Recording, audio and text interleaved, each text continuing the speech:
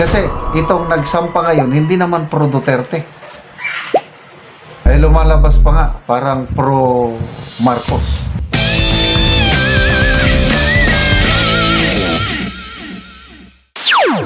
Magandang araw mga kaibigan. Bigyan natin ng reaction, opinion ngayon itong post ni Dare to Us. Tinatanong niya yung Pusong Pinoy Party List na nag-endorse yung Congressman Nisay na nag-endorse sa impeachment complaint laban kay PBBM. At nabasa ko dito sa mga comments yung abogado mismo na nagsampa, si Attorney Arnie De Jesus. Attorney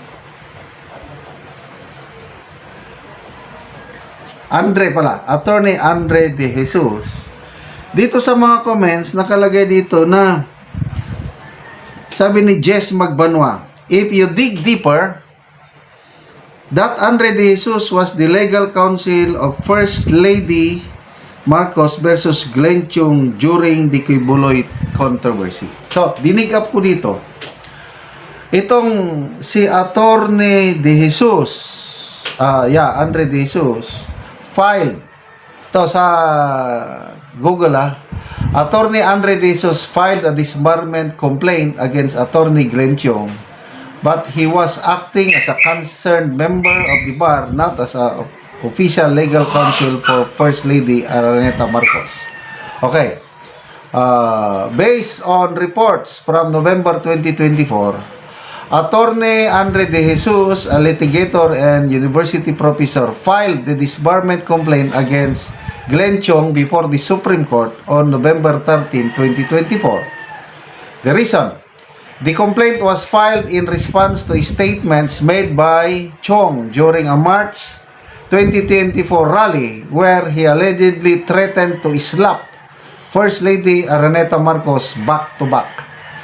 Context: De Jesus stated that he filed the complaint because lawyers should not be disrespectful to women and should not threaten physical harm, noting that the First Lady is a woman deserving of respect and a fellow member of the legal profession. While some reports highlighted the move as a defense of the First Lady against a threat, Attorney De Jesus filed this as a private complainant concerned lawyer rather in an official capacity as her legal counsel. Okay, so dito tayo magsimula, no? Matindi ang bangayan, First Lady and Attorney Glenn Chung. And over a statement na sampalin ko ang First Lady, ang abogado, basta na lang nagsampa ng disbarment, maniniwala ba kayo na walang strings attached sa pagsasampa? Kasi lumalabas, itong si Attorney Andre De Jesus is ginawa lang niya out of his duty as a lawyer. So ito, bahala nang umintindi ang taong bayan kung may connection nga ba itong si Attorney Andre De Jesus kay First Lady. May mga nakalagay ding comments nga nagtrabaho daw siya sa law firm ni Attorney Liza Marcos, but nung sinerge ko, hindi naman. So, may mga haka-haka kasi, speculation na baka daw ang pagsasampang ito is pakana ng palasyo para inunahan ng itong mga Duterte, itong tunay na impeachment complaint na matibay ang basihan, inunahan nila ng impeachment complaint na design na mahina ang ebidensya. Lumalabas yung mga 5 articles of impeachment, parang swak na swak. Kailang depende ngayon sa ebidensyang iprepresenta.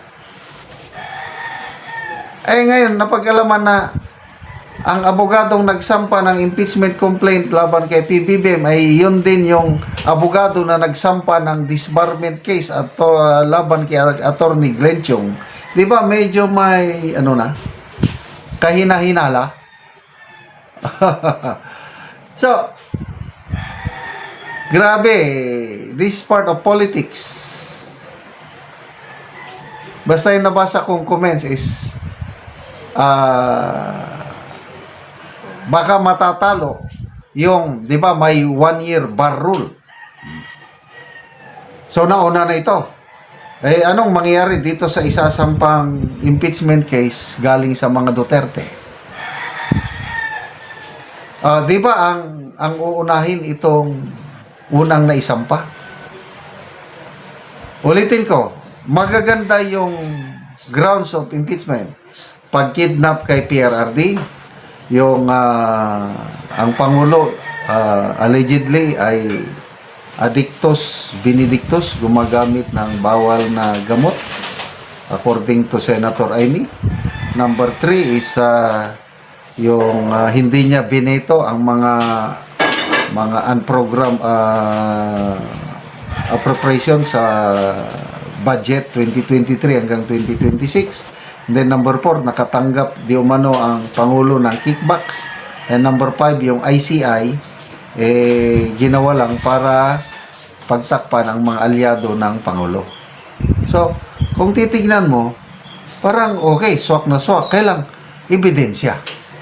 Baka naman ang i-present nilang ebidensya ay kulang-kulang, ay di matatalo sila sa Committee on Justice. So, bantayan po natin ito. May nabasa rin akong comment na ito, Attorney Jesus daw, kalyado ng mga Garcia sa Bataan.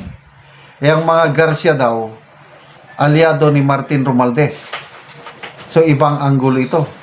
So, kung pumapabor siya kay Martin Romualdez, baka ito na yung restback ni Martin Romualdez sa mga Marcoses. So, maraming anggulo. So, ang tanong, may pangalawang impeachment complaint pa ba na isasampa? Sa tingin ko, meron pa. Ito yung manggagaling sa mga Duterte. Ito yung sinasabi ni Congressman Erese na kumuntak sa kanya, mga pro-Duterte. Kasi itong nagsampa ngayon, hindi naman pro-Duterte. Ay lumalabas pa nga, parang pro-Marcos. So, grabe ang laro sa politika, no? Salamat mga kaibigan sa inyong pagsubay. Kasi itong nagsampa ngayon, hindi naman pro-Duterte. Ay lumalabas pa nga, parang pro-Marcos.